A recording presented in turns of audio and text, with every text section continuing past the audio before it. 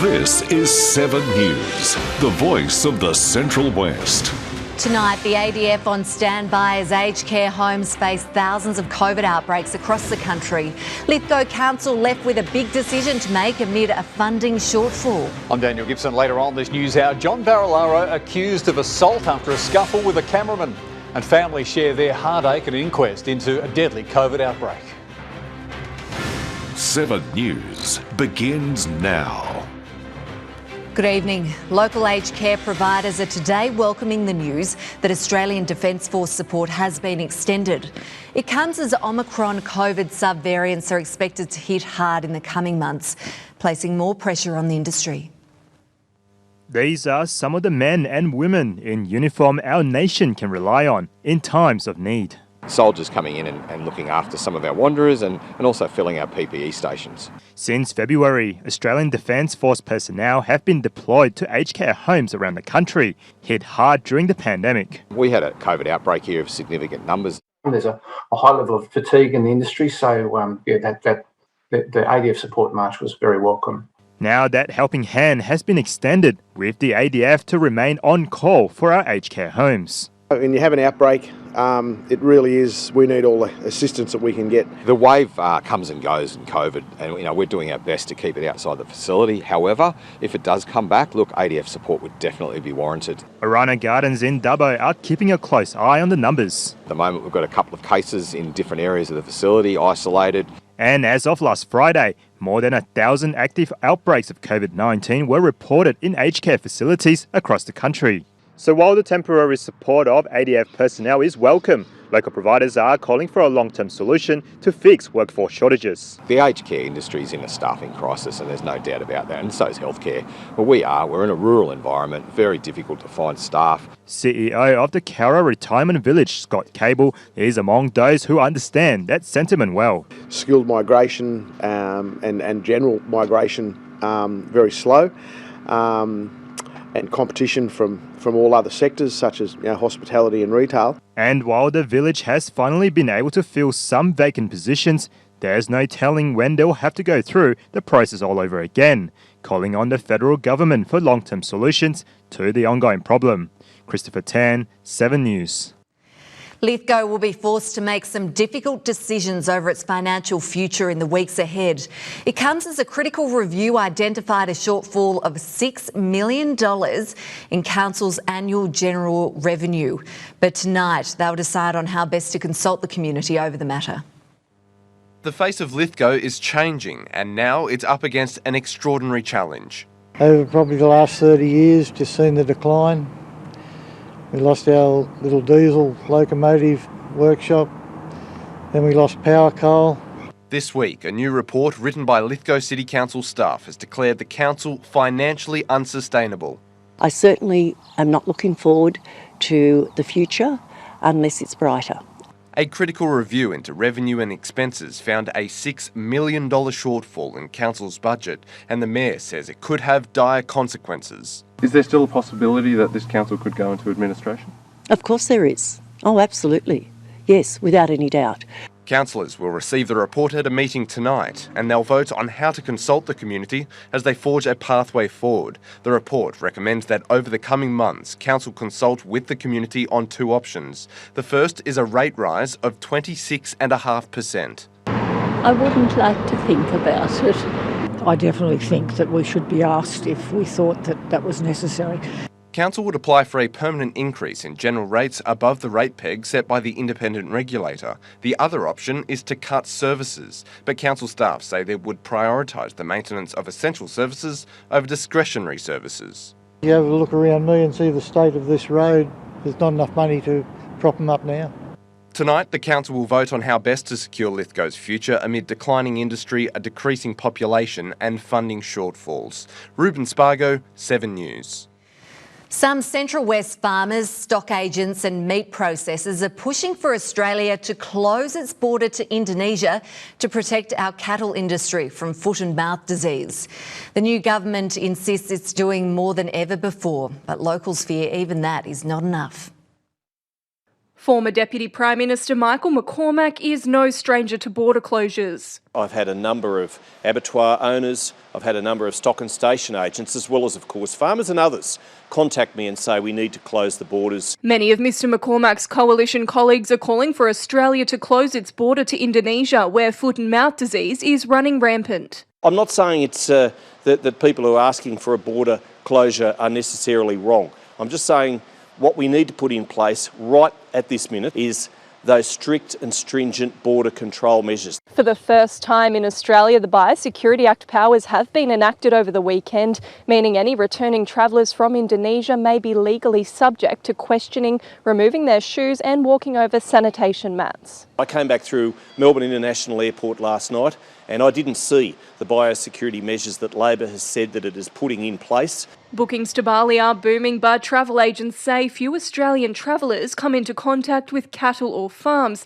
instead flocking to beachfront resorts. Most are going over there, they're going to sit on a beach, they're going to read their book and have a bit of a shop. While the ban on Indonesian travel would cause chaos for those who've already booked, many holidaymakers are now making alternative plans. I think people will just choose a different beach. They'll just choose a different destination, whether that be Thailand or Fiji. Jessica McLaughlin, 7 News.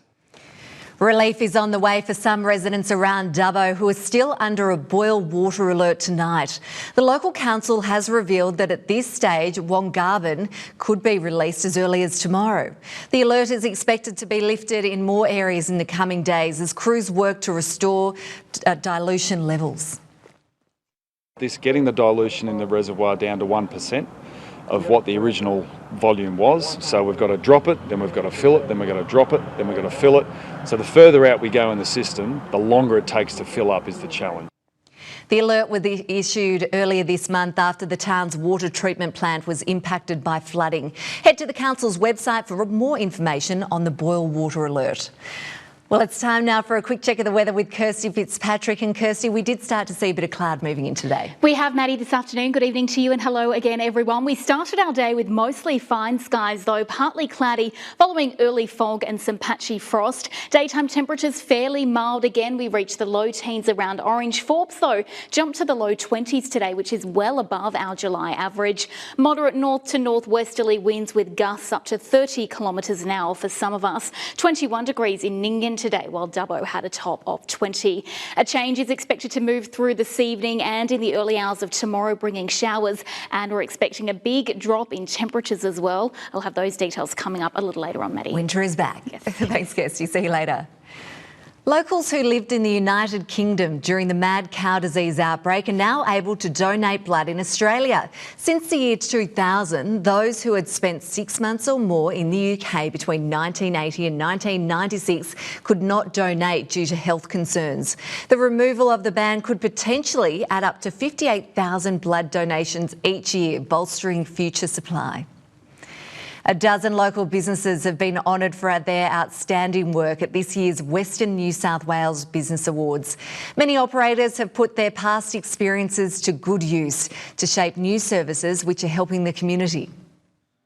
Recognised for their hard work over the last 12 months and celebrating a win. I think we moved past the COVID pandemic in about a week and went into mental health pandemic. Well, ever since we've been released, with COVID, that we're able to run events, our business has taken off. It's really grown. The 2022 Western New South Wales regional recipients have been announced, honouring 12 local winners, and crowned with the title of Business of the Year award was 123 Ticks. A lot of things changed in regards to cash handling, security, safety, and also data collection. So a lot of those agricultural shows and now field days are now converting to being a online ticketing service. Dubbo was the big winner, taking out 10 of the 13 categories.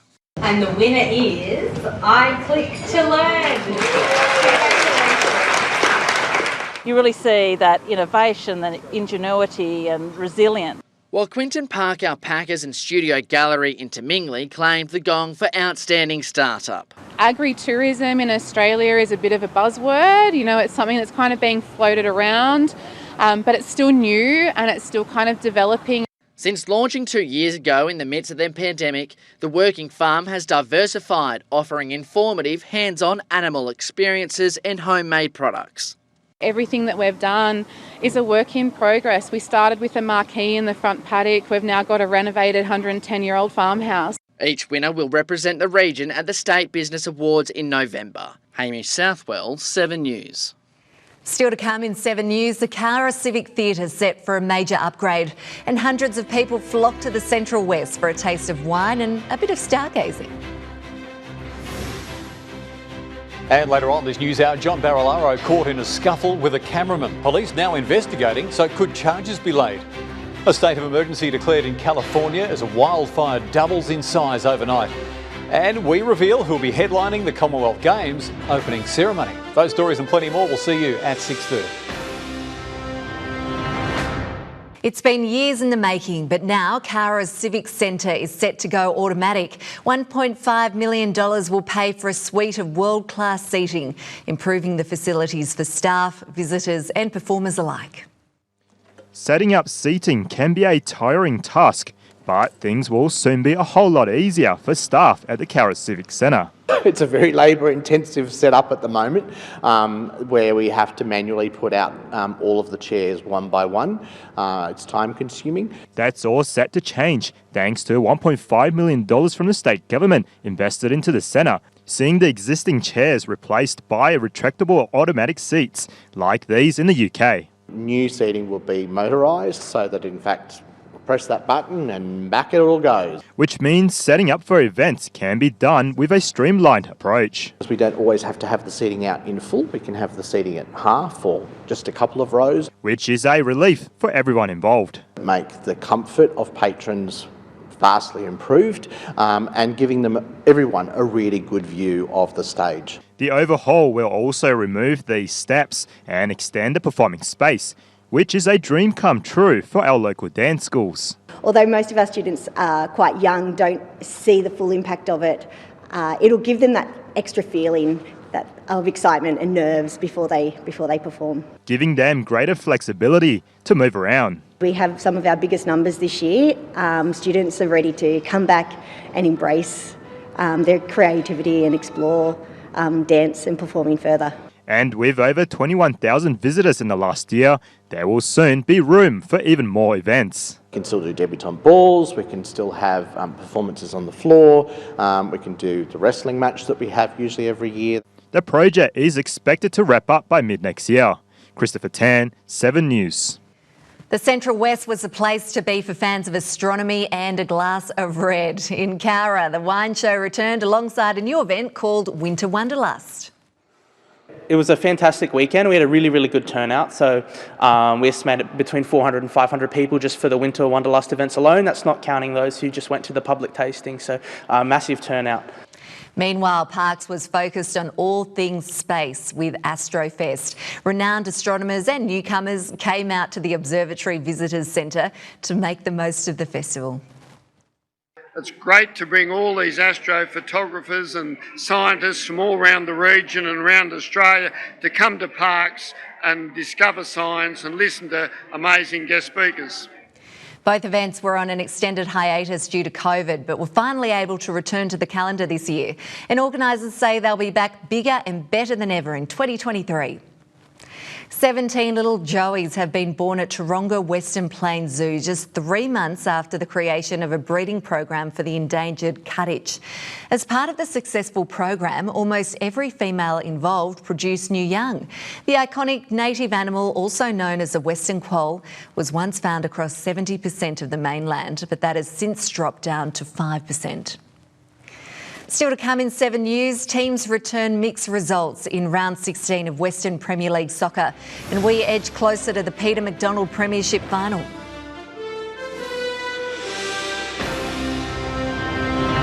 Welcome back. Forbes Magpies and Orange Hawks have done battle in round 14 of the Peter McDonald Premiership. Needing a win to keep them in the hunt for finals, Hawks got off to a hot start, but the Magpies weren't going down without a fight.